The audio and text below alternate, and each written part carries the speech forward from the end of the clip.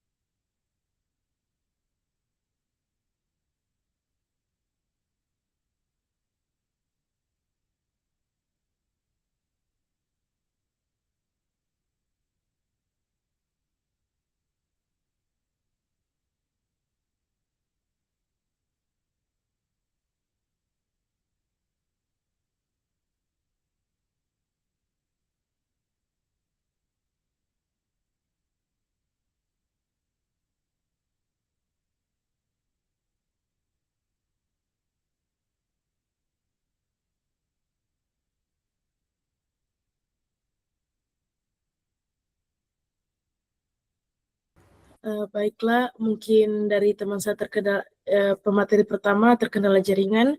Baiklah, saya akan mulai. Terima kasih moderator atas kesempatannya. Perkenalkan, nama saya Safira dengan NIM A2212459 selaku pemateri pertama pada kelompok 6. Materi kami pada hari ini yaitu model media pembelajaran 4D Adi, Diki, and Carry. Kemudian model pembelajaran 4D adalah salah satu pendekatan sistematis dalam pengembangan perangkat pembelajaran yang dikembangkan oleh Tianggaran, Samel, dan pada tahun 1974 model ini dirancang untuk menghasilkan produk pembelajaran yang valid, praktis, dan efektif melalui 4 tahapan utama, yaitu define atau pendefinisian, design, develop, dan disseminate. Dalam konteks pendidikan, model ini banyak digunakan untuk mengembangkan berbagai media dan perangkat pembelajaran yang sesuai dengan kebutuhan peserta didik dan konteks pembelajaran. Seperti dikatakan tadi bahwa ada pada model 4D ada 4 tahapan, yaitu define, di mana di sini ada analisis kurikulum, analisis siswa, analisis materi, kemudian spesifikasi dan tujuan pembelajaran, kemudian design, yang dimana di sini merupakan rancangan media, kemudian develop, yang dimana validasi ahli, revisi media, uji praktikalitas media, kemudian penyebaran, yang dimana di sini adalah penyebaran media.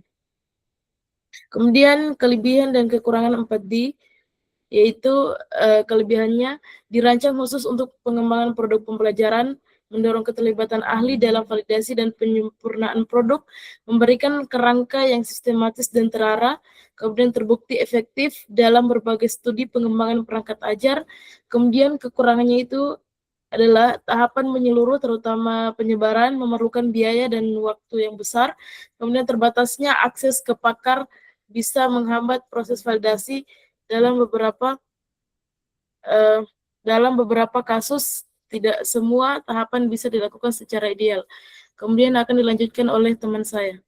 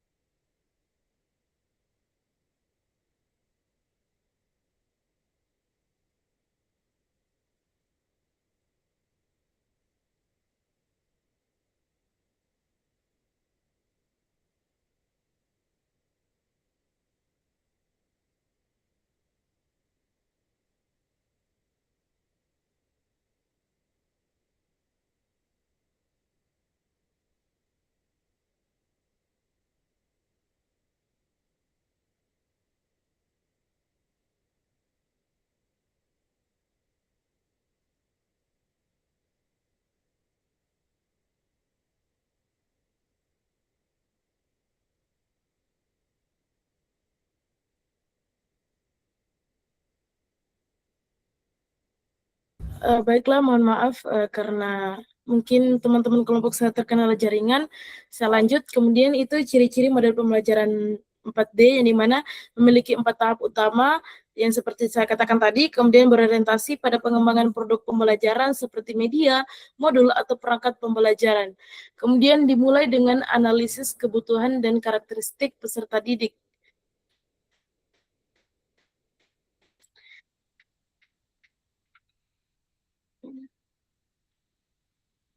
Kemudian menggunakan proses validasi oleh ahli sebelum produk digunakan, kemudian melibatkan tahap uji coba produk kepada peserta didik, menekankan revisi produk berdasarkan hasil evaluasi dan masukan, memiliki tahapan penyebaran atau diseminasi hasil pengembangan.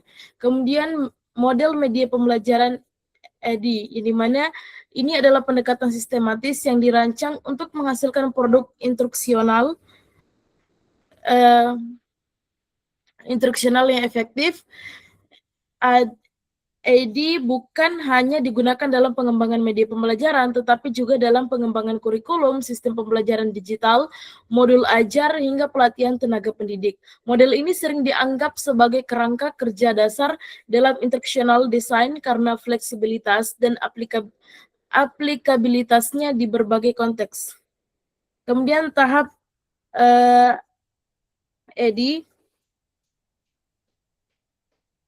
yang dimana di sini ada analisis, yang dimana ini ada kebutuhan tugas dan kemampuan pelajar, kemudian ada desain, di mana di sini objektif, pembuatan format belajar, dan kegiatan. Kemudian ada develop, di mana membuat prototipe, kemudian pengembangan materi ajar, review, dan sesi pilot. Kemudian di sini ada implementasi, yang dimana itu ada implementasi, pelatihan, dan observasi. Kemudian ada evaluasi, yang dimana di sini awareness, pengetahuan perilaku, dan hasil. Kemudian itu ada kelebihan dan kekurangan dari EDI ini, yang dimana ini cocok untuk berbagai level pendidikan, SD hingga perguruan tinggi. Kemudian mudah dimodifikasi dan diadaptasi.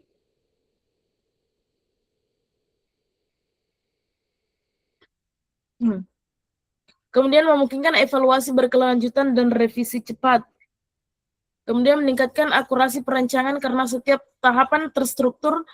Kemudian kekurangannya, jika diimplementasikan secara ketat dan linear, bisa kurang fleksibel dalam konteks dinamis. Tahapan yang terlalu umum membuat pengembangan pemula memerlukan bimbingan lebih lanjut. Kemudian membutuhkan waktu yang cukup untuk menyelesaikan seluruh proses dengan evaluasi menyeluruh. Kemudian akan dilanjutkan oleh teman saya.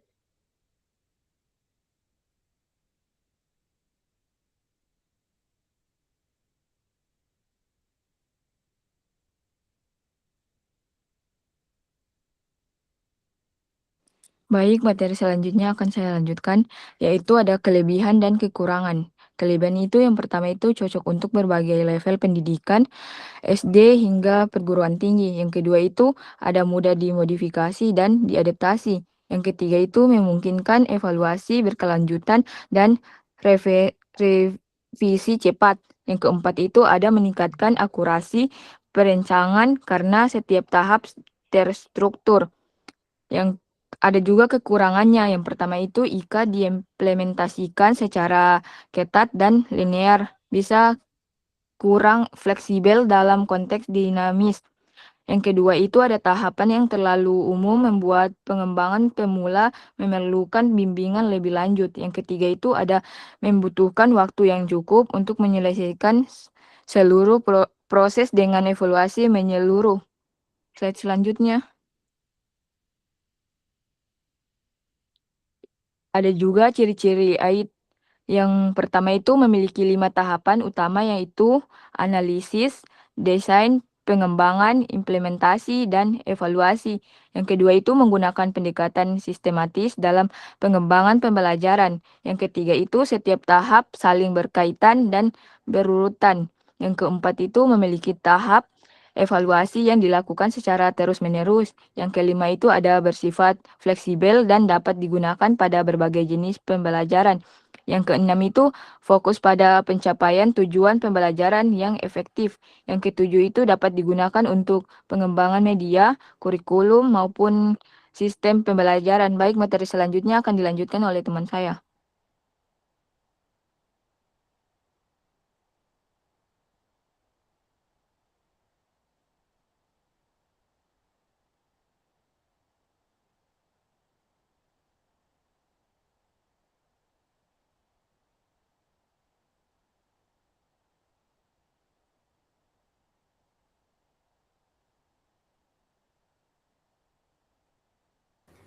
Baiklah, mungkin teman kelompok saya masih terkendala jaringan karena sampai saat ini, mohon maaf Ibu, yang lain belum masuk Zoom. Jadi saya lanjutkan saja. Kemudian yaitu ada model pembelajaran di Key and Carry, yang dimana model ini merupakan pendekatan sistematik dalam desain pembelajaran yang menekankan hubungan antara komponen-komponen pembelajaran seperti tujuan, materi, strategi, dan evaluasi.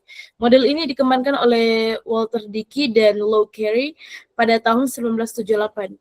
Model ini memandang pembelajaran sebagai suatu sistem yang terdiri dari bagian-bagian yang saling terkait dan berkontribusi terhadap pencapaian tujuan pembelajaran. Dengan pendekatan ini, perancang pembelajaran dapat memastikan bahwa setiap elemen dalam proses pembelajaran dirancang secara konsisten dan saling mendukung. Kemudian tahap model di Key and Carry itu ada 9 tahap, yang dimana ada identifikasi instructional goals, yang dimana ini menentukan tujuan pembelajaran secara umum yang ingin dicapai oleh peserta didik.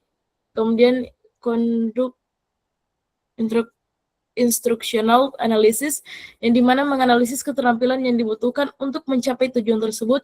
Kemudian analyze learners and context, ini mana mengidentifikasi karakteristik peserta didik dan lingkungan belajar.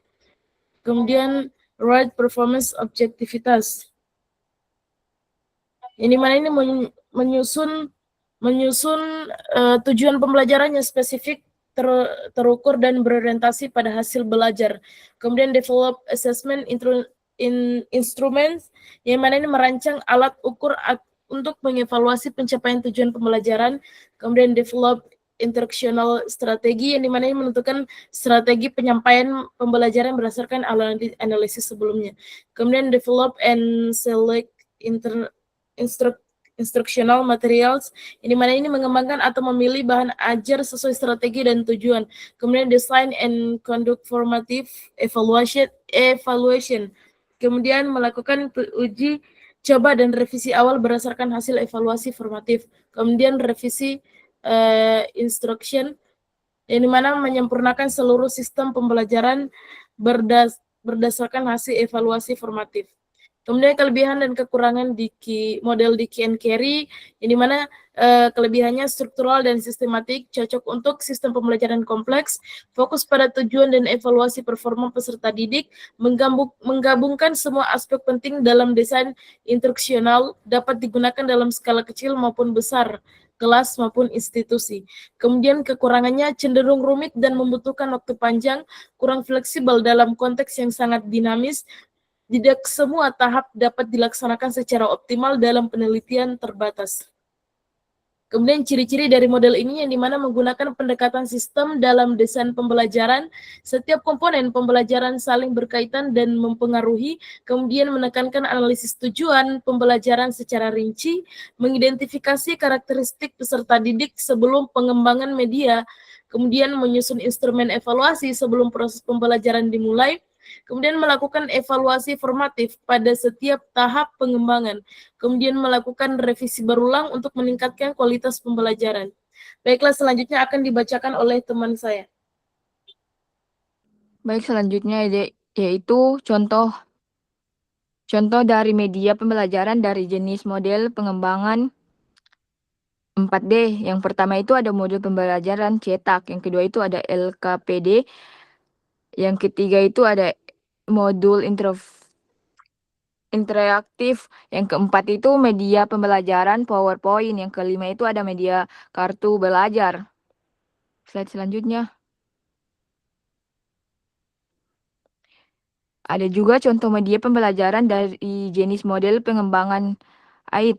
Yang pertama itu ada video animasi pembelajaran. Yang kedua itu aplikasi pembelajaran berbasis Android. Yang ketiga itu game edukasi digital. Yang keempat itu media pembelajaran berbasis website. Yang kelima itu multimedia interaktif. Materi selanjutnya, Vira. Ada juga contoh dari media pembelajaran dari jenis model pengembangan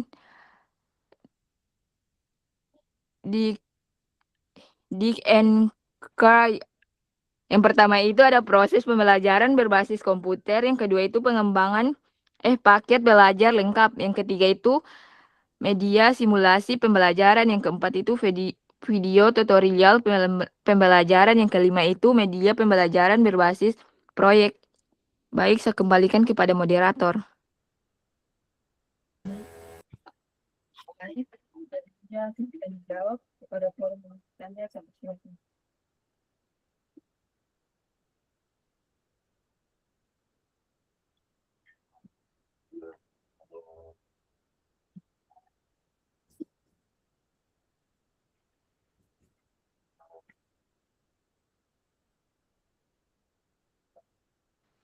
Izin bertanya, moderator.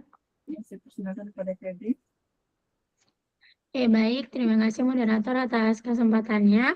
Nah, jadi tadi kan disebutkan bahwa model EDI ini dia bersifat fleksibel dan bisa digunakan dalam berbagai konteks pembelajaran. Nah, tapi juga disebutkan bahwa kalau misalnya diterapkan secara linear, itu bisa menjadi kurang fleksibel. Nah, jadi pertanyaan saya adalah bagaimana mungkin ada satu model, dia dikatakan fleksibel, tapi pada saat yang sama juga bisa menjadi kurang fleksibel kalau diterapkan secara ketat. Itu saja pertanyaan yang saya kembalikan kepada moderator. Oke, baik. Silakan kepada satu forum lagi yang ingin bertanya.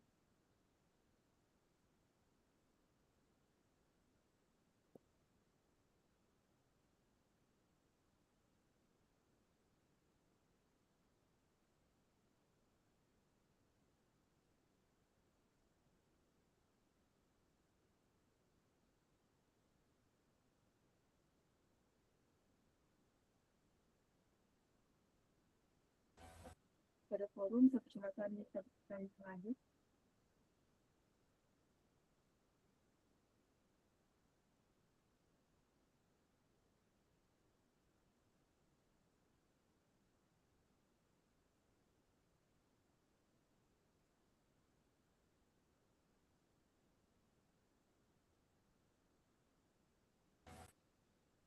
Oke, baik, untuk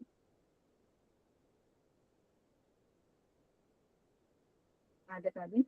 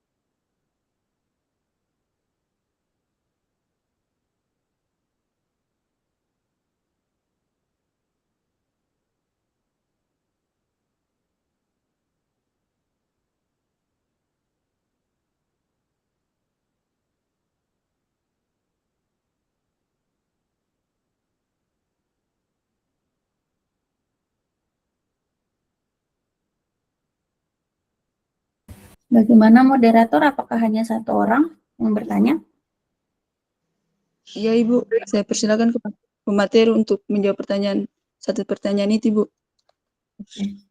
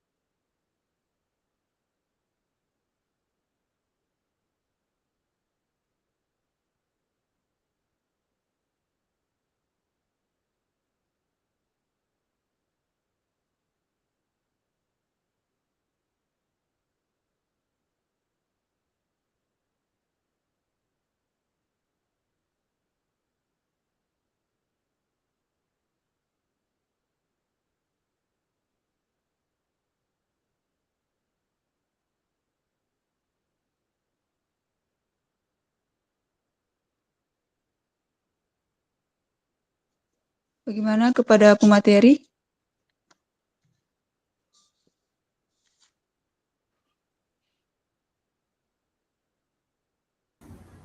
Izin menjawab moderator. Ya, saya persilakan. Baiklah, di sini saya akan menjawab pertanyaan dari Febrianti, di mana pertanyaannya itu, pada PPT disebutkan bahwa model EDI ini bersifat fleksibel dan dapat digunakan dalam berbagai konteks pembelajaran. Tetapi juga disebut bahwa jika diterapkan secara linear, bisa menjadi kurang fleksibel. Bagaimana mungkin suatu model dikatakan fleksibel, tetapi pada saat yang sama bisa menjadi kurang fleksibel ketika diterapkan secara ketat? Sebelumnya di sini saya menjelaskan bahwa di PPT itu dikatakan bahwa diterapkan kurang fleksibel, diterapkan di PPT-nya itu dikatakan bahwa jika diimplementasikan secara ketat dan linear bisa kurang fleksibel dalam konteks linear, dalam konteks dinamis, yang dimana artinya pada konteks dinamis ini itu dapat sifatnya itu kan dapat berubah-ubah sesuai dengan waktu, tempat, situasi. Nah, sehingga jika diimplementasikan secara linear dan ketat itu tidak fleksibel begitu, karena ini dalam konteks dinamis begitu. Kemudian model EDI ini juga sering disebut fleksibel karena pada dasarnya tahapan-tahapannya itu dapat disesuaikan, diulang dan atau dimodifikasi sesuai kebutuhan pembelajaran.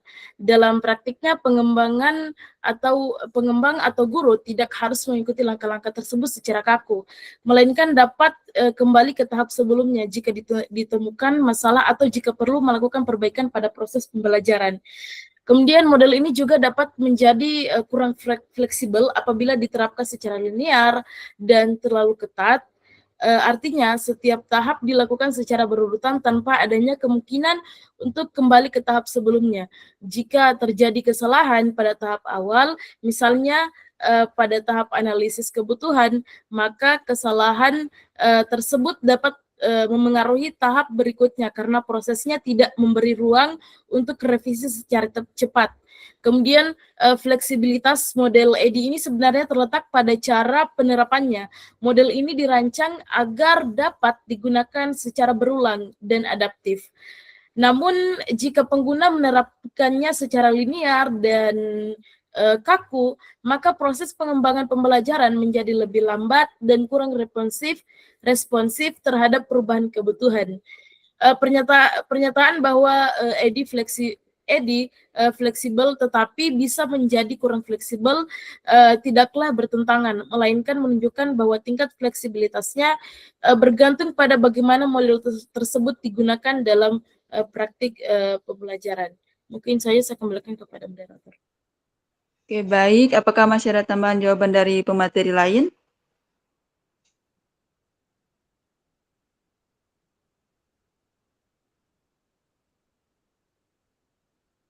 Kiranya tidak ada, saya kembalikan kepada forum yang ingin menambahkan jawaban. Saya persilakan kepada Sri Wildayani. Baik, terima kasih moderator atas kesempatannya. Jadi di sini saya sedikit menambahkan jawaban dari pemateri tadi. Langsung saja ke jawabannya. Jadi model EDI ini memang bisa dikatakan fleksibel karena setiap tahapannya yang tadi sudah disebutkan di PPT itu dapat disesuaikan dengan kebutuhan pembelajaran dan tidak terlalu kaku. Dalam praktiknya, guru itu dapat kembali ke tahap sebelumnya untuk melakukan perbaikan atau revisi jika ditemukan masalah pada tahap berikutnya. Tapi model EDI ini juga bisa menjadi kurang fleksibel apabila dia diterapkan secara linear atau berurutan secara kaku. Jadi, ketika setiap tahap harus diselesaikan sepenuhnya sebelum berpindah ke tahap berikutnya tanpa tanpa adanya kemungkinan revisi atau perbaikan dan tidak melakukan penyesuaian dengan siswa. Kemudian pendekatan yang terlalu kaku ini dapat menyulitkan guru untuk menyesuaikan desain pembelajaran dengan kondisi yang cepat berubah dalam proses pembelajaran seperti kayak kebutuhan peserta didik, kemudian perkembangan teknologi, dan juga situasi pembelajaran yang ada di kelas. Jadi fleksibilitas model EDI itu sebenarnya dia terletak pada bagaimana cara penerapannya. Jika digunakan secara adaptif dan memungkinkan revisi antar tahap, maka tahap ini akan tetap fleksibel. Tetapi jika diterapkan secara linear dan kaku, maka fleksibilitas media ini akan berkurang. Baik, mungkin saja saya kembalikan kepada moderator. Oke, baik. Terima kasih. Saya persilakan kepada Yasri. Baik, terima kasih atas kesempatannya moderator. Sedikit saya tambahkan, jadi model ADI disebut fleksibel karena tahap-tahapannya itu bisa disesuaikan dengan kondisi pembelajaran. Guru dapat mengubah atau memperbaiki bagian tertentu tanpa harus selalu memulai dari awal. Namun, model ini bisa terasa kurang fleksibel jika diterapkan terlalu kaku. Misalnya, harus menyesuaikan setiap tahap secara berurutan tanpa menyesuaikan dengan situasi di kelas. Contohnya seperti seorang guru sudah membuat media pembelajaran seperti PowerPoint, nah saat digunakan di kelas, ternyata siswa masih sulit memahami materi. Nah, jika menggunakan ID secara fleksibel, guru itu bisa langsung memperbaiki desain atau materi pada PowerPoint tersebut. Nah, tetapi jika diterapkan secara sangat ketat, guru harus kembali ke tahap analisis dan desain secara lengkap terlebih dahulu sebelum melakukan perubahan. Nah, hal ini bisa membuat prosesnya itu menjadi lebih lama dan juga terasa kurang fleksibel. Mungkin itu saja dari saya, kembalikan kepada moderator. Oke, baik. Saya rasa sudah cukup. Selanjutnya saya kembalikan kepada penanya. Apakah sudah bisa menerima jawaban dari pemateri dan juga tambahan teman dari forum? Oke, baik. Terima kasih, moderator. Jadi, saya sudah bisa menerima jawaban dari pemateri maupun dari forum dengan kesimpulan bahwa ternyata model EDI ini dikatakan bersifat fleksibel karena tahapannya itu kan bisa disesuaikan, bisa diulang atau bisa diperbaiki sesuai dengan kebutuhan pembelajaran. Tapi kalau misalnya dia ini dilakukan atau diterapkan secara linear dan kaku tanpa adanya revisi, model ini bisa menjadi kurang fleksibel. Jadi, sebenarnya tingkat fleksibilitasnya itu bergantung pada cara penerapannya. Mungkin itu saja sedikit tanggapan dari saya, kembalikan kepada moderator. Oke, baik. Kepada forum yang ingin bertanya, saya persilakan lagi.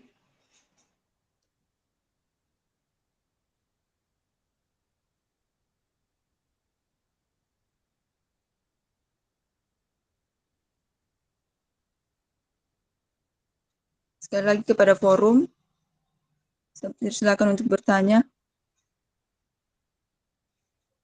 Jika sudah tidak ada, mungkin bisa ditutup saja, moderator. Baik, Ibu. Oke, baik. Itulah presentasi dari kelompok 6.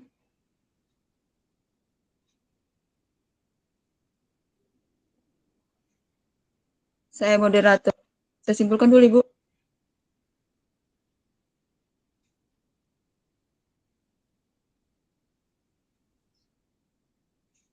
Ya, silakan disimpulkan.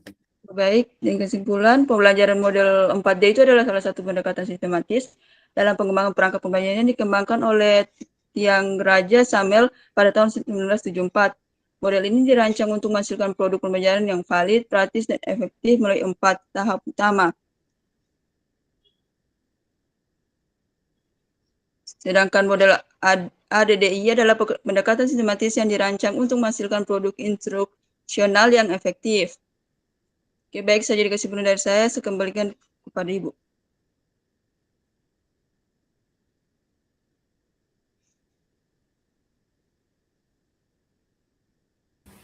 Oke, terima kasih atas presentasi dan diskusinya. Sepertinya diskusinya singkat ya, karena memang pertanyaannya hanya satu. Saya tidak tahu apakah kalian sudah paham semua apa yang dijelaskan atau memang sama sekali tidak paham gitu ya. Karena bisa jadi dua probabilitas gitu ya. Atau mungkin saja sudah nggak fokus gitu ya karena bentar lagi mau lebaran gitu. Karena saya nggak tahu untuk presenter kelompok 6 ini yang saya lihat hanya 2 orang saja, Safira sama Fauzia gitu ya. Jadi ya sudah gitu ya. Berarti kita ya saya menilainya hanya yang ready aja atau yang aktif aja gitu ya. Untuk notulensinya saya kurang tahu juga siapa tadi karena mungkin Zayan tidak kasih tahu. Jadi nanti untuk notulen tolong yang ditulis presenternya yang hadir saja ya. Jadi yang tidak hadir tidak perlu ditulis. Oke, saya mau setting timer dulu. Berarti saya masih ada waktu 33 menit ya. Oke, adik-adik terima kasih ya yang bergabung hari ini ya. Karena meski kita kondisinya di mana sebenarnya sebaran informasi yang mungkin kemarin saya kasih tahu ke kalian itu memang tidak wajib ya kita itu berkuliah di kelas, khususnya kalau memang mata kuliah ini memang dari awal kita online, tapi untuk yang mata kuliah lain itu sudah tidak diwajibkan untuk berada di kelas. Namanya sekarang sudah work from anywhere gitu ya, WFA gitu ya. Tapi mungkin pasti kebijakan mata kuliah yang lain tergantung dosennya gitu ya. Tapi harapannya sih sebenarnya kalian bisa tetap belajar juga gitu ya. Nah, jadi adik-adik ini adalah pertemuan ke-7.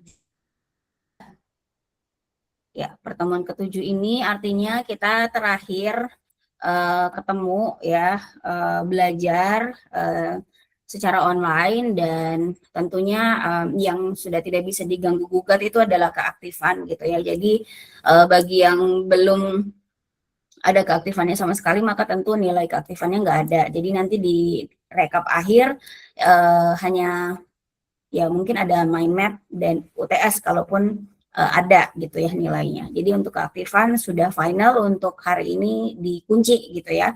Jadi udah nggak ada lagi perbaikan nilai untuk keaktifan karena tentu kita tidak bisa menyelenggarakan kelas tambahan ya karena memang hanya sampai pertemuan ke-7 saja. Jadi itu untuk keaktifan. Nah, sementara untuk mind map masih dibuka. Jadi untuk pertemuan ke-7 nanti bakal tetap seperti biasa kalian mengerjakan aksesnya di selesainya di jam 9:20 menit. Kemudian kalau bagi adik-adik yang belum menyetor atau mengupload tugas mind map Mid 2 sampai Mid 7, jikalau ada nanti saya akan beri informasi kapan dibukanya, tapi tolong bisa disiapkan saja sekarang gitu ya, biar ketika aksesnya dibuka itu kalian tinggal upload gitu, bukan kalian mengerjakan karena waktunya tidak lama gitu ya. Jadi itu kesempatan kedua ya. Jadi kalau sudah aksesnya yang kedua kalinya saya buka, tentu itu harus digunakan dengan baik. Jadi kalau sudah lewat dari akses itu, maka untuk nilai mind map dan keaktifan itu dikunci gitu ya. Nah, untuk UTS kita di pekan depan itu tentu masih libur ya, di tanggal 23 kalian kedapatan libur, masih libur di tanggal 23, tapi nanti di tanggal 30 baru UTS-nya gitu ya. Jadi UTS-nya itu nanti bakal saya infokan lagi seperti apa bentuknya gitu. Jadi tetap harus pantengin grup WA ya. Jadi jangan sampai kalian kelewatan gitu infonya. Begitu ya. Jadi itu info dari saya untuk sekarang itu dulu gitu ya. Nah, ini sudah, jadi untuk nilainya sudah saya kasih lihat ya, ini yang terakhir kalinya mungkin saya kasih lihat di kelas. Nah, sekarang kita ke tambahan ya. Jadi tambahannya adik-adik di sini kita sebenarnya sudah tidak lagi mengenal atau mungkin belajar jenis-jenis media pembelajaran gitu, karena sudah selesai. Jadi kita sudah banyak sebenarnya ya dapat jenis-jenis media pembelajaran di pertemuan-pertemuan sebelumnya. Ada mungkin mulai dari pertemuan keberapa, saya nggak hafal ya. Ada flipbook, ada poster, ada berbasis evaluasi, berbasis games, video, website, AI gitu ya. Nah, itu beberapa jenis gitu ya yang kita bisa dapatkan di kelas ini. Akan tetapi tidak menutup kemungkinan nanti akan ada lebih dari itu atau di luar dari apa yang kita bahas yang ada gitu ya, atau yang diteliti oleh orang di artikel atau yang dikembangkan oleh guru misalkan ya untuk di kelasnya gitu ya. Jadi itu keterbatasan dari saya. Nah, sekarang kita belajar kalau di pekan-pekan lalu itu kita belajar produknya ya, produk medianya itu mereka itu seperti apa sih ciri-cirinya, kelebihannya, kekurangannya gitu ya, contoh dari produknya, contoh mungkin dari websitenya gitu ya. Nah tapi sekarang itu lebih kita melihat secara komprehensif gitu ya, lebih detail mengenai bagaimana caranya melakukan proses atau aktivitas dalam membuat sebuah media gitu ya. Dan harapannya sih walaupun ini satu kali pertemuan itu tidak cukup sebenarnya untuk kita belajar gitu, atau saya menambahkan ya nanti mungkin bakal di cover di UTS juga bakal lebih banyak itu gitu ya nanti untuk jenis model pengembangan yang akan saya tanyakan di UTS, karena harusnya sih nggak hanya satu pertemuan gitu, karena nanti dari pemahaman kalian di pertemuan ini itu harusnya bisa kalian pakai untuk nanti kalian bikin produknya di pertemuan ke-9 sampai ke-16. Jadi ini tuh penting banget sebenarnya, walaupun tadi pertanyaannya hanya satu aja gitu ya. Oke. Nah, di sini ada beberapa model pengembangan yang saya mau kasih lihat nanti beserta buktinya atau artikelnya, karena ya itu adalah bukti bahwa media itu sudah dikembangkan gitu. Dan model pengembangan itu dilakukan oleh orang yang mengembangkan gitu ya. Nah, walaupun sebenarnya ini enggak semua, ada banyak sebenarnya ya, bukan hanya 4 ini. Tadi kalau presenter kan ada 3 ya. Sebenarnya ada lebih dari ini juga, walaupun saya nambahin satu lagi di sini ya. Jadi nanti kalaupun nanti melihat artikel dan kalian nggak menemukan jenis model pengembangan yang kita pelajari sekarang, jangan kaget karena ada banyak gitu ya. Nah di sini ada 4, ada ADDIE ya, salah satu model pengembangan, kemudian ada 4D di mana terdiri dari D-nya ada 4 ya. Kemudian ada Dick and Carry yang ada 9 tahapan ya. Kalau ADDIE ada 5, 4D ada 4, Dick and Carry ada 9, dan ADDIE ada 4. Ya, nah nanti coba saya bahas satu-satu, tapi mungkin tidak bisa detail gitu ya untuk nanti pembahasannya. Dan ini sebenarnya kalau kalian paham untuk mengulas artikel, maka nanti di UTS pun sebenarnya juga sudah mudah gitu ya. Nah ini saya ambil beberapa contoh setiap dari model pengembangan ini di artikel Sinta 2 dan Sinta 1, dan ada juga yang belum bersinta karena ini baru established di tahun 2023, jadi butuh beberapa tahun untuk bisa diakreditasi ya. Nah kemudian setiap dari model pengembangan itu di sini kalau kalian bisa lihat di artikelnya itu nanti ada abstrak gitu ya. Nah untuk yang ADDI ini dia 5 tahapan ya, mulai dari analyze, design, develop, implement, dan evaluate ya. Analyze, analisis, desain, mendesain, develop, mengembangkan, implement, menerapkan atau menggunakan gitu ya. Evaluate itu mengevaluasi si produk medianya. Nah, kita bisa lihat kalau di artikel-artikel itu, dia itu berbeda dengan penelitian lain, misalkan kayak eksperimen gitu ya. Kalau penelitian pengembangan, ya, pengembangan produk media pasti ada kata development di sini, kebanyakan ya, mengembangkan gitu ya. Kemudian di sini ada si produk medianya yang dia sebutkan.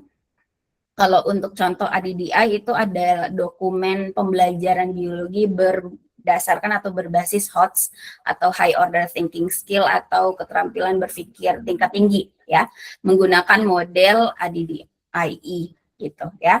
Di sini di abstraknya juga kita lihat ada model ADDIE yang dipakai dan ada 5 tahapan, ada analisis, design, develop, implement, dan evaluate gitu ya.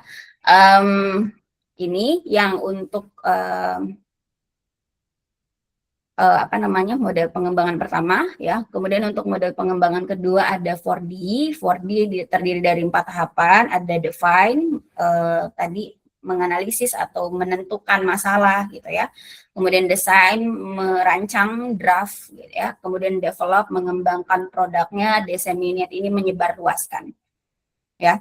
Kemudian kalau di artikel ini ada juga kata development ya, sama seperti artikel sebelumnya. Terus produk medianya dituliskan di sini. Di sini produk yang dikembangkan adalah modul ethnoscience pada pembelajaran PJBL, Project Based Learning gitu ya.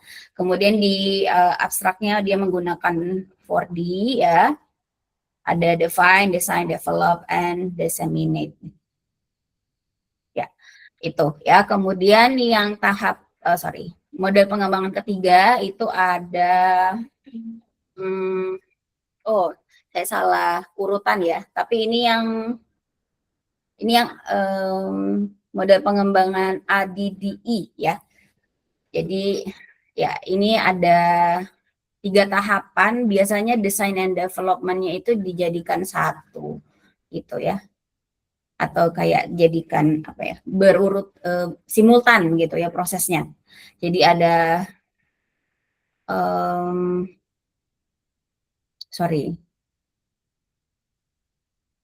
ini saya salah berarti. Tapi bisa di sini desain ya. Oke. Nah, ada biasanya itu pakai analisis, ada yang desain tapi sebenarnya prosesnya sama gitu ya. Jadi saya bingung sendiri. ADDI ya. Oke. Ini yang ADDI ya. Oh ya. Maaf saya kurang fokus. Ya, jadi ADDI ya. Betul. Ini untuk yang model pengembangan ketiga ya. Di sini ada kata development juga di artikel, kemudian judulnya selain ada development itu ada produknya. Produk yang dikembangkan itu adalah LKPD atau LKS ya. Lembar kerja peserta didik, lembar kerja siswa yang berbasis elektronik atau dia bentuknya elektronik, kemudian mengintegrasikan keterampilan berpikir kreatif gitu ya pada materi perubahan lingkungan ya. Kemudian di abstraknya juga dilihat di sini ada model pengembangannya itu tadi ADDI oleh Ecker et al. Ada penunggunya, jadi setiap dari model pengembangan ada yang merumuskan orangnya gitu ya. Kemudian ada 3 tahapan, analisis, design, development. Analisis, design, and development ini jadikan satu. Kemudian ada evaluation atau evaluasi. Mirip-mirip ya. Kemudian yang keempat baru yang Dick and Carey. Dick and Carey ini ada 9 secara lengkapnya 9. Tapi ada biasanya artikel-artikel itu yang menyesuaikan gitu ya. Jadi tergantung situasi kondisi, tergantung limitasi penelitiannya. Jadi bisa jadi ada yang tidak dilakukan, ada yang dilakukan gitu ya. Seperti itu. Nah, kalau di sini ada 7 tahapan. Kemudian di sini kalau kita lihat dia juga ada kata developing di sini ya. Kemudian produk medianya dia mengembangkan strategi manajemen pembelajaran digital seperti kayak LMS gitu ya. Learning Management System gitu. Jadi kalau yang lain itu kan mungkin produknya kayak tunggal ya. Kalau ini dia dia kayak sebuah sistem gitu ya yang dikembangkan. Kemudian di sini ada model pengembangannya yang ditulis Dick and Carey untuk siswa biologi ya, untuk melatih keterampilan berpikir kritisnya. Nah, di abstraknya juga kelihatan di sini dia menggunakan Dick and Carey, kemudian di sini dia bilangnya ada 9, tapi sebenarnya harusnya ada 7 karena dia hanya menyebutkan 7 gitu ya. Kalau 9 ini yang lengkapnya begitu ya. Mulai dari ada ini including need analysis, instructional analysis, learner analysis, instructional design, formative evaluation, revision, and field implementation. Nah, kalau dilihat di PowerPoint presenter itu agak berbeda yang ini. Yang berbedanya di bagian setiap tahapannya gitu ya. Nah, itu tadi mungkin kalau yang di punya presenter tadi itu yang sumber aslinya gitu ya. Tapi kalau yang ini disesuaikan oleh peneliti gitu ya. Jadi sama aja sih sebenarnya gitu ya, dengan model-model pengembangan yang lain. Ada yang namanya analisis kebutuhan, ada analisis instruksional, ada analisis pembelajar, kemudian melakukan desain secara instruksional, membuat sebuah evaluasi, di sini pengembangannya, revisi, dan uji coba lapangan gitu ya. Nah, ini kalau misalkan kita simpulkan sebenarnya ini kritik saya sih gitu ya. Karena saya sudah melakukan penelitian R&D itu beberapa kali gitu ya dengan menggunakan model pengembangan yang berbeda-beda. Ada ADDI waktu S2 itu 4D yang saya pakai, kemudian ada ADDI waktu penelitian kemarin tahun lalu ya. Dan saya melihat sebenarnya penemunya memang saja berbeda dan tahapannya mungkin berbeda nama istilahnya. Tetapi kalau saya lihat ya, saya pelajari dari pengalaman pun sebenarnya mereka itu sama gitu. Cuman berbeda istilah, cuman ada yang mungkin disingkat, ada yang dijembrengin apa ya? Ditulisin lebih spesifik gitu ya. Misalkan kayak Dick and Carey itu ada 9 tahapan gitu ya. Dia ditulisin satu-satu tuh tahapannya gitu ya. Seperti itu. Jadi saya di sini memberikan kesimpulan sebenarnya tahapan model pengembangan dari 4 ini sejauh ini dan dari apa yang saya perlihatkan ke kalian artikel-artikel tadi itu sebenarnya mereka sama gitu ya. Jadi pasti di tahapan pertama harus menentukan masalah. Jadi masalahnya harus ditentukan apa sih yang mau dijadikan alasan dalam mengembangkan sebuah produk media gitu ya. Kemudian setelah menemukan masalah yang tepat, masalah itu nantinya dicarikan solusi gitu kan. Ini jadi menentukan masalah, menentukan solusi dari masalah tersebut apa gitu ya. Kemudian merancang draft medianya atau produk media yang masih berbentuk rancangan gitu ya. Kemudian setelah itu mengembangkan produk jadinya, lalu biasanya direvisi dulu dan lain sebagainya gitu ya. Kemudian diterapkan produk itu atau dipakai produk itu di kelas, kemudian dievaluasi produk itu nanti seperti apa, tergantung apa yang mau dilihat gitu. Apakah tadi mau melihat hasil belajar atau keterampilan kritis, berpikir kritis atau kreatif dan lain sebagainya. Lalu biasanya ada ketika media itu sudah terbukti gitu ya secara kualitas bagus, kemudian bisa terbukti juga untuk di kelasnya juga bagus, maka biasanya dipatenkan atau disebarluaskan gitu. Jadi biasanya di kayak HKI-kan atau dipatenkan menjadi sebuah produk milik orang tersebut, misalkan yang mengembangkan, lalu nanti bisa diperjualbelikan gitu atau disebarluaskan, bukan hanya misalkan untuk sekolah itu atau untuk kelas itu, tapi untuk nasional itu bisa begitu ya. Jadi ini opsional. Seperti itu ya. Jadi setiap dari tahapan ini sebenarnya sama, hanya saja istilahnya berbeda. Kalau yang analyze di ADDI, di 4D define, di Dick and Carey itu dia jembrengin gitu ya. Ada learning need analysis, instructional analysis, learner and context analysis gitu ya. Kemudian di ADDI itu analisis. Sebenarnya analisis ini, analyze, define, and analysis ini juga apa yang dilakukan sama dengan Dick and Carey. Nanti kita harus melihat analisis kebutuhan, bagaimana sekolahnya, bagaimana pembelajaran di sana, bagaimana siswanya, bagaimana fasilitasnya, bagaimana konteks di sana gitu ya, seperti itu. Kemudian untuk tahapan kedua itu kalau di ADDIE itu ada desain, di 4D ada desain juga sama. Nah di Dick and Carey itu ada instructional design. Jadi sebenarnya sama aja gitu. Hanya ada kata ini aja penambahan kan. Kemudian di ADDIE desain juga gitu ya. Nah, setelah itu di tahapan ketiga development di ADDIE, di 4D develop, cuman beda kata kerja, ini kata kerja, develop, ini kata benda gitu ya. Ini pengembangan, ini mengembangkan, sama aja sih sebenarnya yang kita lakukan gitu ya. Nah kemudian yang di Dick and Carey ada assessment instrument development, jadi mengembangkan instrumen assessment, tergantung yang mau dikembangkan apa. Bisa tadi modul, bisa tadi dokumen, bisa tadi LMS, bisa tadi LKPD gitu ya, tergantung konteksnya. Kemudian ADDIE juga development di sini. Kemudian di ADDIE ada implement atau penerapan ya. Nah kalau di 4D itu karena dia singkat banget gitu ya, jadi dia menyatukan antara disseminate itu artinya menyebarluaskan, tapi sebelum menyebarluaskan harus diimplementasi dulu secara terbatas gitu ya.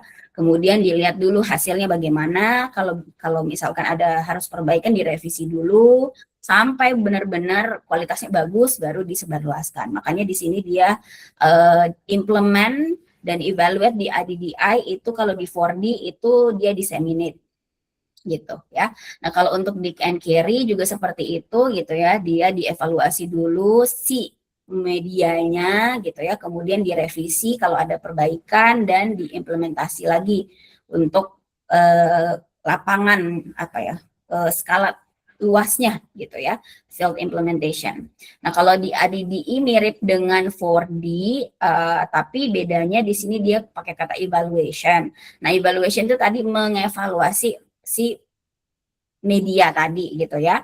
Nah kalau misalkan bagus, maka nanti berarti kesimpulannya medianya sudah terbukti bagus gitu ya.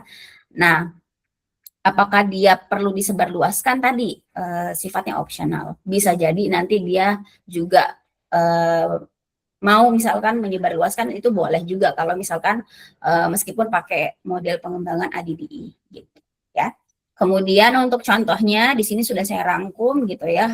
Kalau untuk ADDIE tadi artikel tadi dia itu medianya dokumen biologi HOTS atau High Order Thinking Skill dengan materi sistem gerak. Kemudian untuk 4D itu dia mengembangkan modul instruksional berbasis ethnoscience. Ya, kemudian untuk Dick and Carey mengembangkan LMS ya, atau sistem gitu ya, sistem belajar biologi ya yang elektronik atau yang berbasis web ya, menggunakan Nearpod, web Nearpod gitu ya, mirip kayak Moodle atau kayak mirip media pembelajaran website itu gitu ya, ada namanya Nearpod. Nah, kemudian yang untuk ADDIE media yang dia kembangkan itu ILKPD atau LKPD elektronik interaktif dengan materi perubahan, di sini saya lupa tulis, perubahan lingkungan berbasis keterampilan berpikir kreatif menggunakan liveworksheet.com gitu ya. Nah, ini kritik saya lagi gitu. Jadi sebenarnya untuk apa ya, saya tidak bisa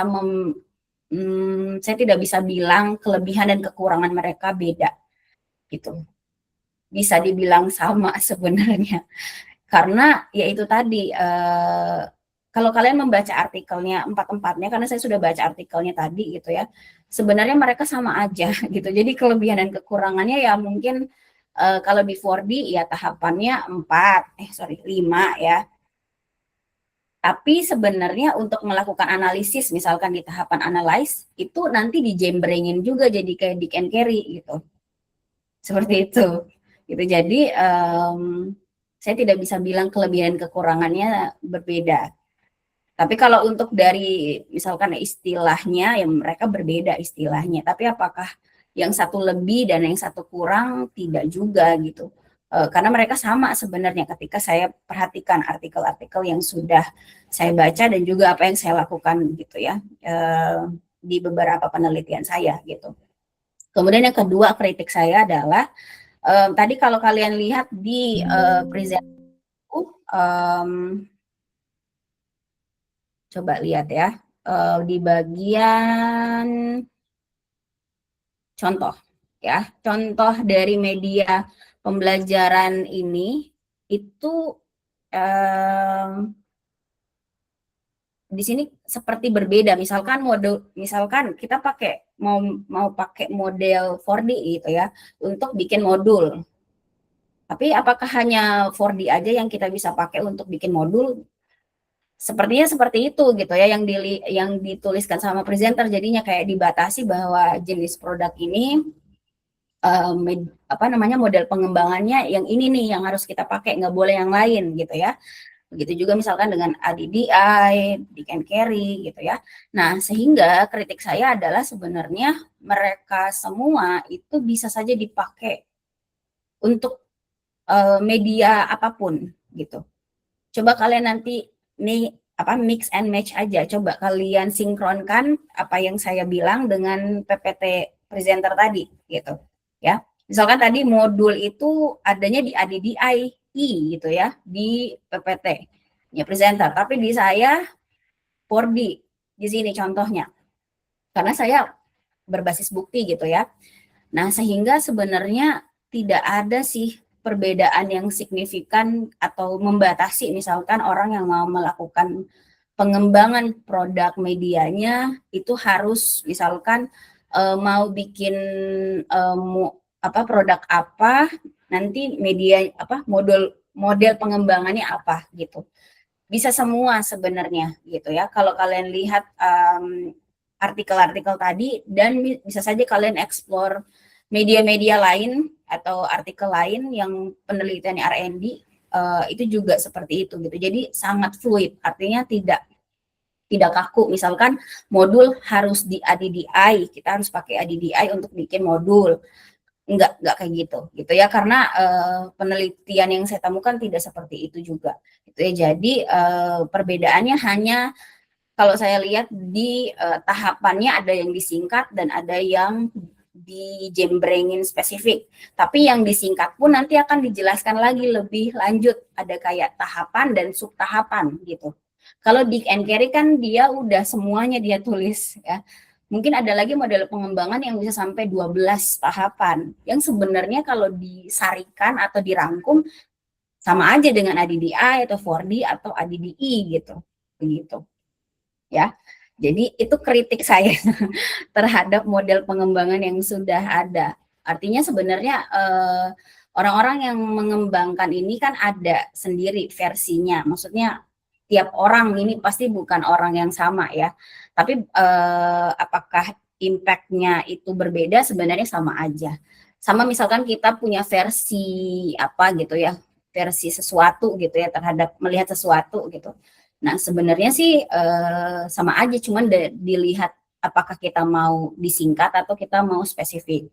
Tapi yang disingkat pun nanti kalau dijelaskan lagi, ada lagi sub-subnya gitu ya, seperti itu ya. Jadi adik-adik kalau misalkan nanti mau bikin mind map-nya, silakan aja gitu. Kalian mau dari sudut pandang apa, tapi tetap nanti kelebihan dan kekurangannya bakal saya pertanyakan juga gitu. Apakah misalkan gitu ya, biasa di komentar saya seperti itu.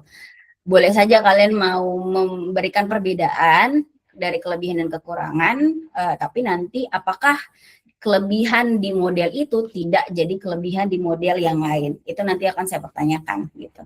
Jadi silakan sesuaikan dengan apa yang kalian pahamin saja gitu ya, karena memang ini menurut saya kayak bisa jadi kritik aja, kritik dari model pengembangan yang sudah ada gitu. Kita bisa jadi setuju dengan model-model pengembangan yang sudah ada, tapi kita juga bisa misalkan mengkritik apakah model-model tadi itu berbeda signifikan atau tidak gitu ya. Nah sebenarnya saya mau perlihatkan satu-satu adik-adik, ini sudah saya tandain satu-satu semuanya ini ya. Cuman waktunya hanya tersisa 4 menit saja gitu ya. Jadi silakan adik-adik bisa buka ya link dari PPT tadi, nanti saya akan share. Ya, ini setiap dari artikel tadi gitu ya, dari 4 tadi itu saya baca semua tadi satu-satu gitu ya. Mulai dari yang ADDIE, kemudian ada yang ini yang 4D ya. Ini sudah saya tandain yang kuning-kuning. Untuk kalian bisa melihat bahwa setiap tahapan tuh dia muncul di artikel itu atau tidak. Nah, ini kalau ada yang kuning-kuning berarti dia muncul di artikel gitu ya. Kemudian ini yang Dick and Carry. Saya kasih ini aja ya, nih biar kalian bisa lihat mungkin yang kuning-kuningnya.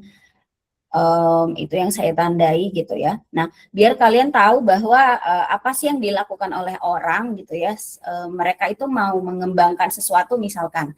Nah, apa yang mereka lakukan gitu ya. Berdasarkan tahapan dari model pengembangan yang mereka pakai gitu. Nah, ini yang Dick and Carry tadi. Tuh ya.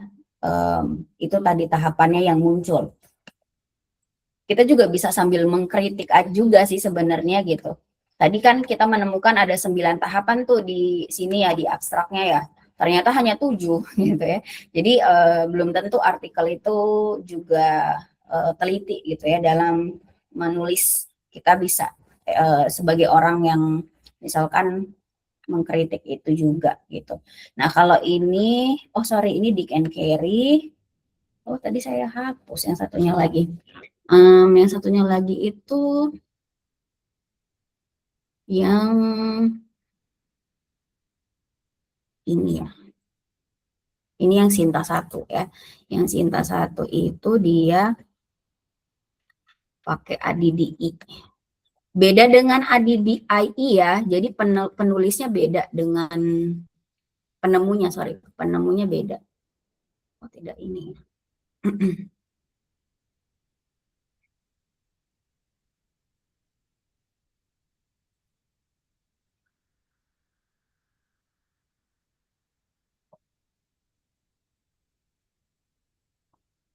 Jadi walaupun mirip-mirip tadi ADDIE dengan ADDI itu beda penemunya atau beda yang merumuskan. Kayak gitu. Ini ya, ini yang ILKPD. Ini dia lebih lengkap, ada 19 halaman. Kalau kita lihat tahapannya ini ya, mulai dari analisis, design and development, kemudian ada evaluation gitu. Nah, ini nanti sebagai mungkin UTS-nya bakal ke artikel juga, jadi nanti kalian menganalisis model pengembangan apa, produknya apa, dan apakah mereka misalkan sesuai tahapannya gitu ya, dengan apa yang diklaim dengan yang mereka pakai model pengembangan tadi gitu ya. Seperti itu. Jadi itu saja adik-adik untuk tambahan dari saya. Sangat disayangkan ya waktunya terbatas. Karena kalau bisa sih sebenarnya saya bisa banyak banget ini yang saya mau kaji gitu ya. Mulai dari setiap tahapannya ini. Kemudian apa yang mereka lakukan. Ya misalkan kayak analisis. Analisis itu menganalisis apa sih gitu ya. Kalau di sini yang lebih detail yang di Sinta 1 ini dia melakukan analisis data itu berdasarkan beberapa sumber gitu ya, entah dari guru biologi dia tanya atau dia wawancara, kemudian ada juga siswa, berapa orang siswanya, berapa orang guru yang ditanya gitu ya. Kemudian dokumen lain misalkan pakai dokumen yang sudah ada, misalkan yang sudah dipakai oleh guru gitu ya, mau dilihat apakah sudah pernah dikembangkan atau belum gitu dan lain sebagainya. Ini bagus banget. Jadi silakan kalau kalian tertarik silakan bisa dibuka aja satu-satu gitu. Atau jika misalkan mau apa yang sudah saya tandain bisa juga nanti saya masukkan di Google Drive gitu ya. Itu saja adik-adik untuk hari ini. Semoga bisa membantu dan nantinya bisa dijadikan sebagai rujukan kalian untuk misalkan mau mengembangkan apa, pakai model pengembangan apa gitu. Oke, untuk mind map-nya silakan bisa nanti di-upload di sini ya, di tugas mind map NIT 7 ya. Waktunya hanya sampai di jam 9:20. Oke, itu saja. Silakan adik-adik bisa on cam dan ketika saya panggil bisa menyaut ya. Sambil mungkin kalian bisa mengerjakan mind map-nya.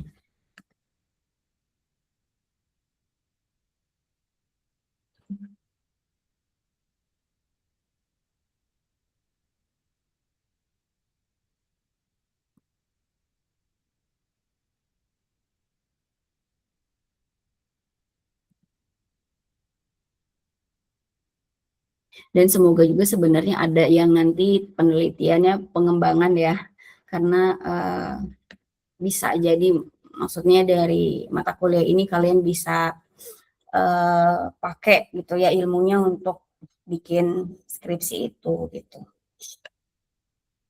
Oke, saya panggil ya Nur Anissa Fitri. Hadir, Bu. Eko Gulita.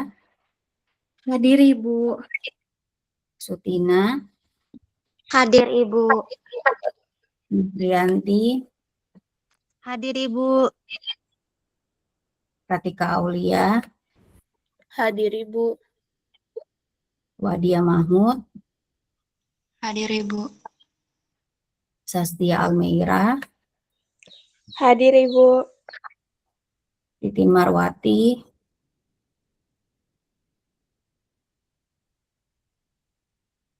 Sri Wildayani. Hadir, Ibu. Atira Ramadhani. Hadir, Ibu. Zayan Salsabila. Hadir, Ibu.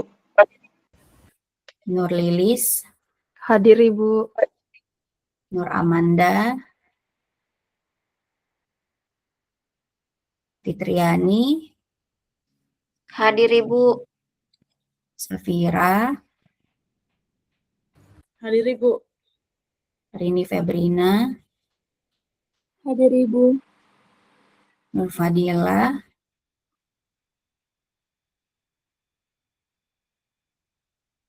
Arda Putri Karisma. Hadir, Ibu. Febrianti. Hadir, Ibu. Sri Wahyuni.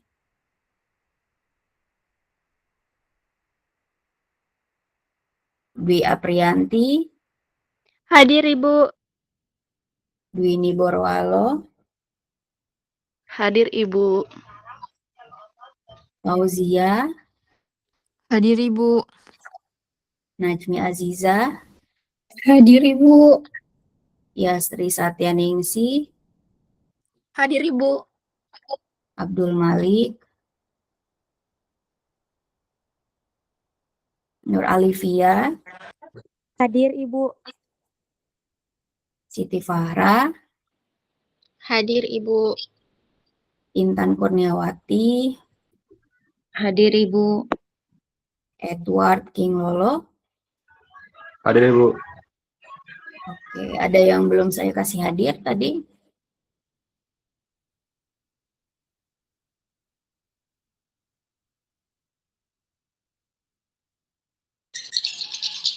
Permisi, Ibu. Atas nama Nur Fadila hadir.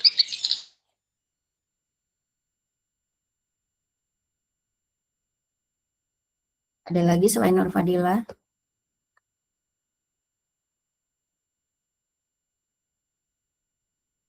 Oke, saya simpan ya. Jadi materi hari ini yaitu jenis model pengembangan ya. Saya lupa untuk mungkin biar nilai kalian bagus ya. Saya tidak meminta banyak-banyak sebenarnya. Ini bocoran ya. Jadi kalau kalian pakai silakan, nggak pakai juga nggak apa-apa ya. Karena waktunya masih lumayan ada waktu ya. Tadi saya tambahannya mungkin belum sampai 30 menit, 33 menit tadi. Di sini saya kasih sedikit tambahan, kalau misalkan mau silakan, nggak mau juga nggak apa-apa. Ya, tapi yang penting sebenarnya untuk materi hari ini adalah kalian itu bisa memberikan penjelasan dari model pengembangannya. Misalkan di sini jenis model pengembangan gitu ya. Kemudian di sini model apa yang kalian mau pakai, model 4D misalkan ya. Model 4D ini tuh tahapannya apa aja? Define, design, develop, dan disseminate. Pokoknya baca aja ya, karena ini saya nggak nulis lengkap. Nah, kemudian kalian jelaskan di sini apa penjelasannya. Misalkan define itu menjelaskan apa sih gitu. Lebih bagusnya misalkan kalian sudah ada di sini contoh produknya. Contoh aja, kalian kan nggak bikin, ya berhayal aja apa contohnya. Misalkan mau bikin modul materi apa gitu ya, itu bisa gitu. Materi biologi tentunya. Kemudian nanti di define ini kalian tentukan apa yang kalian lakukan untuk membuat modul ini gitu. Misalkan define itu, oh saya mau melakukan analisis situasi di sekolah, di kelasnya, misalkan kelas itu belum dikembangkan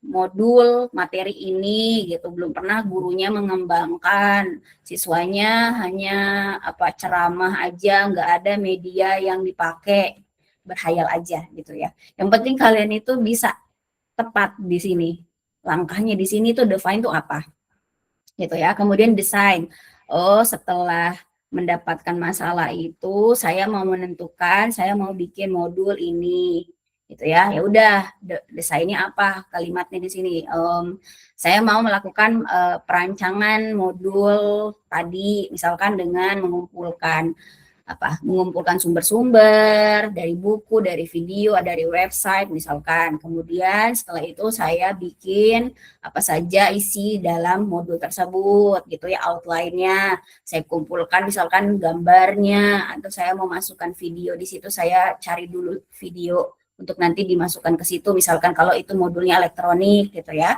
Setelah itu develop apa ya? Coba lihat lagi definisi develop itu apa.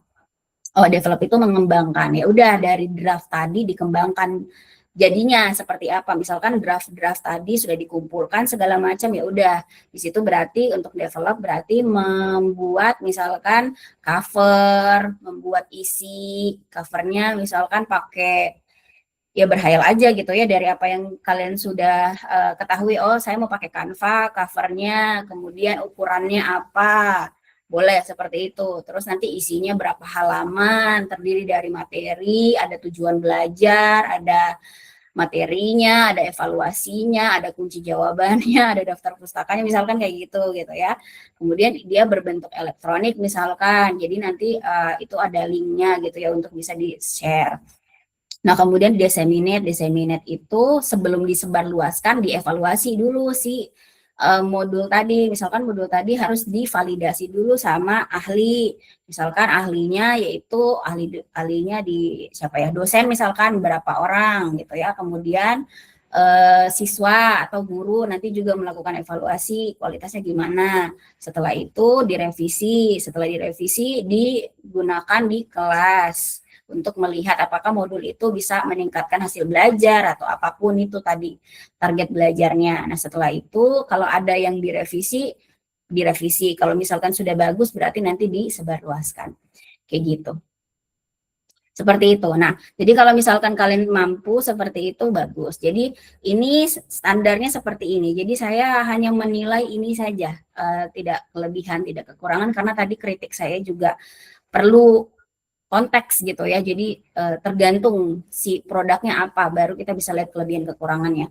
Nah, kalau misalkan mau lebih bagus lagi, bisa tambah lagi ADDI gitu. Contohnya misalkan yang berbeda apa, tahapannya apa. Kalau mau lebih bagus lagi, tambah lagi satu model gitu ya.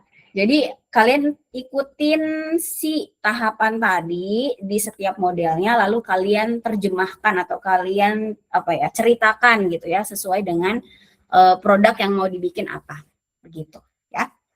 Itu clue dari saya. Kalau misalkan kalian mau pakai silakan, kalau nggak pakai juga nggak apa-apa, gitu ya. Jadi kalau misalkan kalian nanti mau pakai punyanya pemakalah aja, presenter aja, nggak apa-apa. Tapi itu nggak sesuai dengan apa yang saya minta, gitu. Jadi nggak perlu kelebihan dan kekurangan, nggak perlu.